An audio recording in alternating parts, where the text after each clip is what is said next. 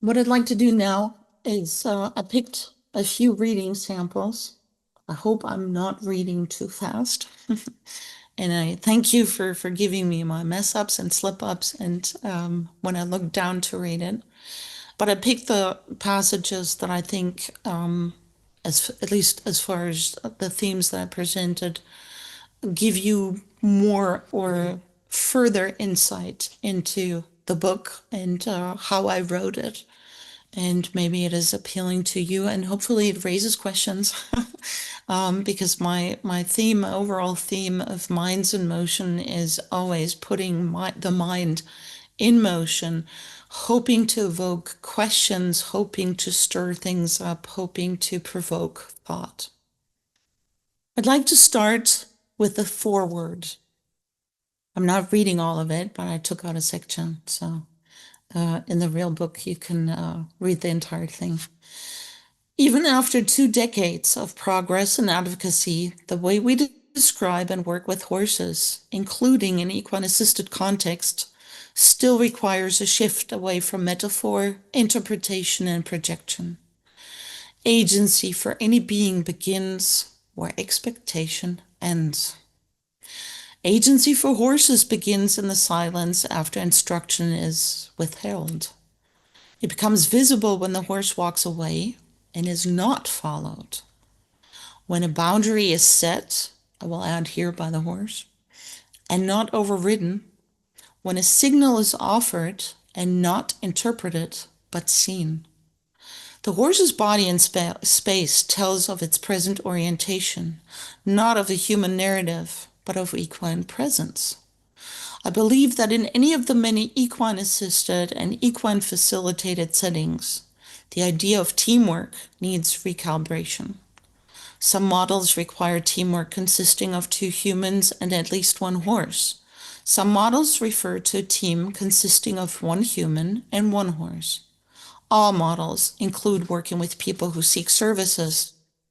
If the horse is a team member, he or she is not a subordinate, not a responder, and definitely not a therapeutic medium.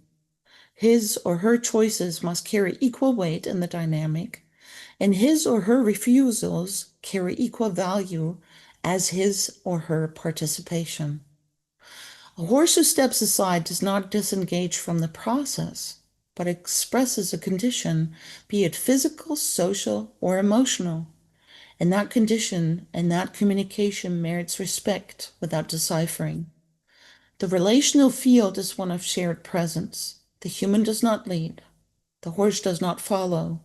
The horse does not lead. The human does not follow. All parties exist in a space shaped by moment-to-moment decisions about proximity, alignment, and attention. Any attempt to steer this into therapeutic function displaces the horse from being a subject and moves him or her or them toward being an object, no matter how beloved.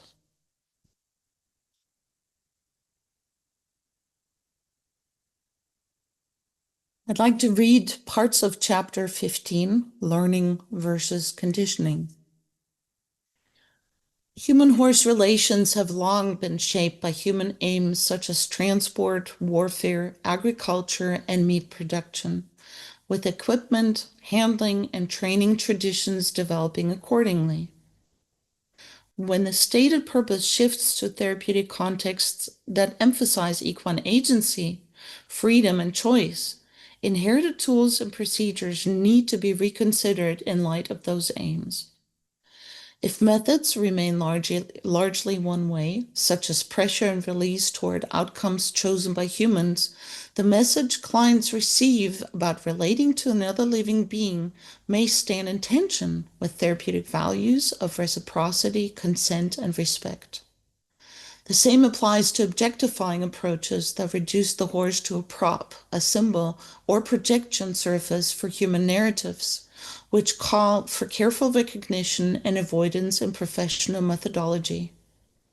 What follows is a responsibility on the practitioner's side to sustain a context in which the horse is acknowledged as an individual and social being with specific needs and the ability to accept or decline engagement, rather than being used as a therapeutic tool or metaphor.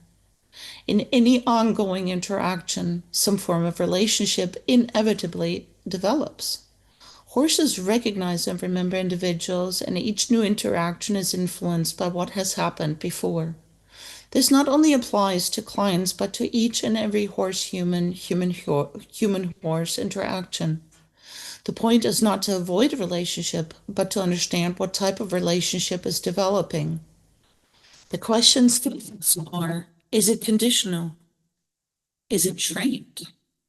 Is it consensual? Is it by choice? And does each party have agency?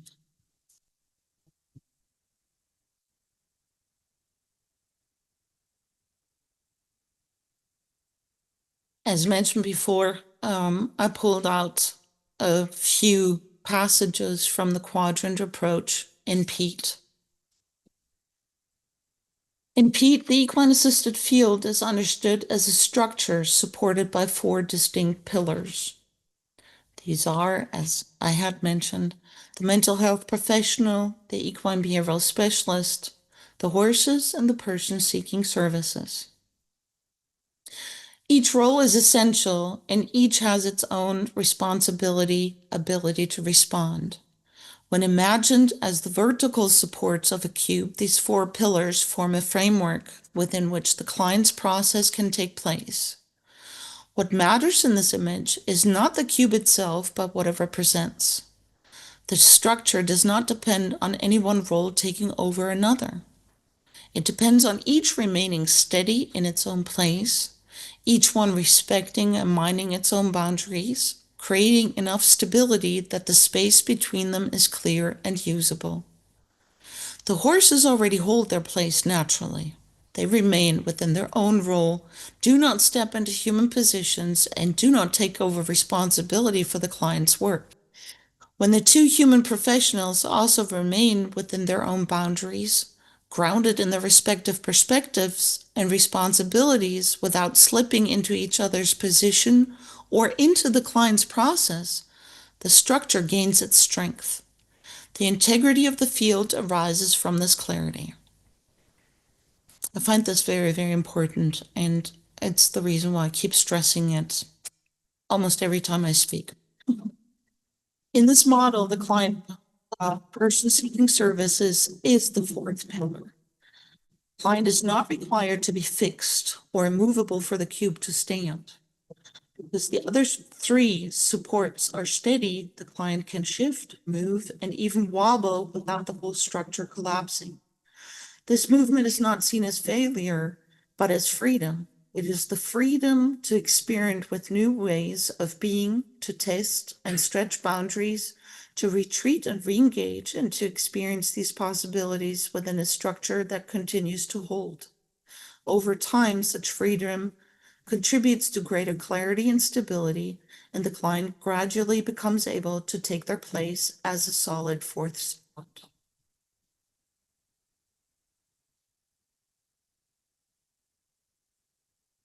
As I mentioned before, I'm going to read a section of Being With, Not Doing For, which is chapter 35.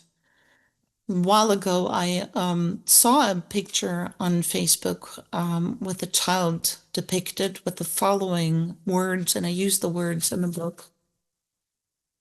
When you cut it for me, write it for me, open it for me, set it up for me, draw it for me, or find it for me, all I learn is that you do it better than me.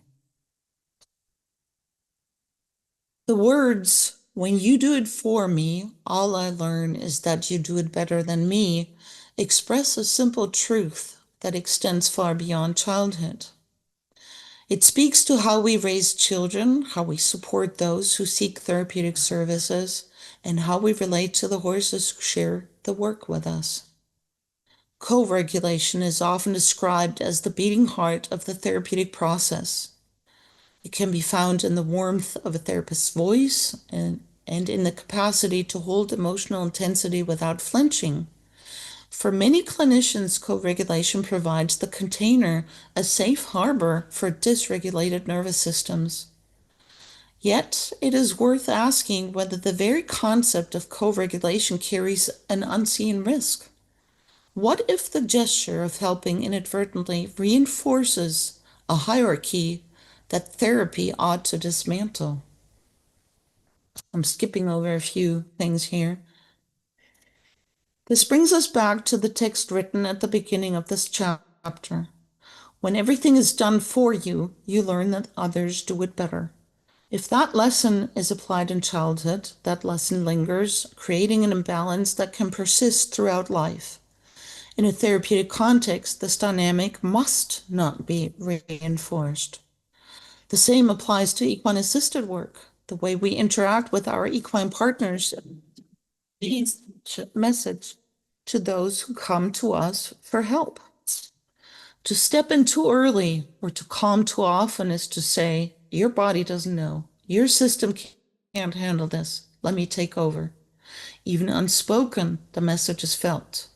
For those who have spent a lifetime being overridden, even help can feel like harm. Because in Pete, the relationship is not about support as intervention.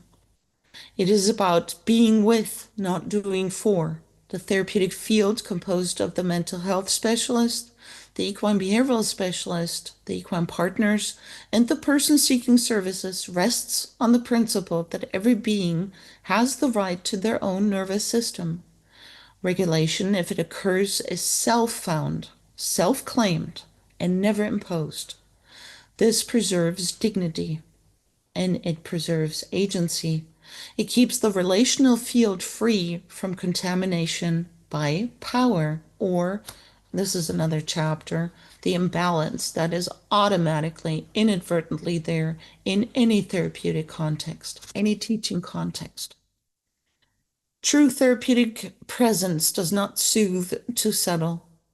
It remains so the other may discover that they do not need to be settled by someone else. It does not regulate. It witnesses regulation arise. It does not calm. It trusts that calmness, if needed, will come. And that even if it does not, the being before us is no less.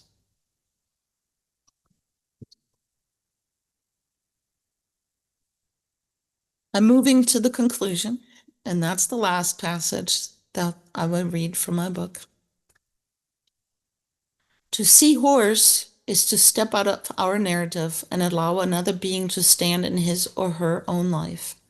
It is not an act of sentiment, but of discipline, to notice, to recognize, and to refrain from projecting what belongs to us.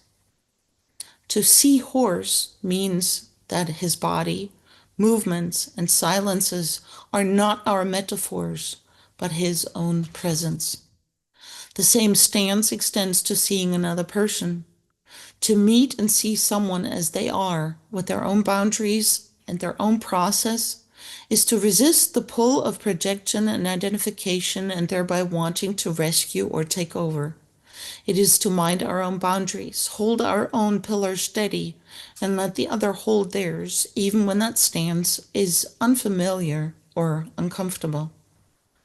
Such seeing changes perspective. It shifts the ground on which we stand and act.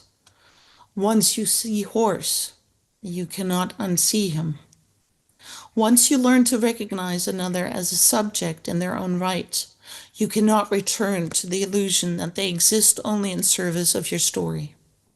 Seeing in this way alters not only what is perceived, but also what is possible. Relationship without appropriation, respect without condition, and responsibility that begins with oneself. This is the change the book has aimed to initiate, to see horse, and through that practice to see another person, not as an extension of ourselves, but as present in their own right. I hope that the elements introduced along the way have assisted you in strengthening that capacity to notice what stands before you, to distinguish perception from projection, and to remain with what emerges. Once you see, you cannot return to unseeing. Thank you very, very much for listening. Honestly, I muted you so you didn't have a chance to interject, but still, I thank you very much. And now I need to figure out how to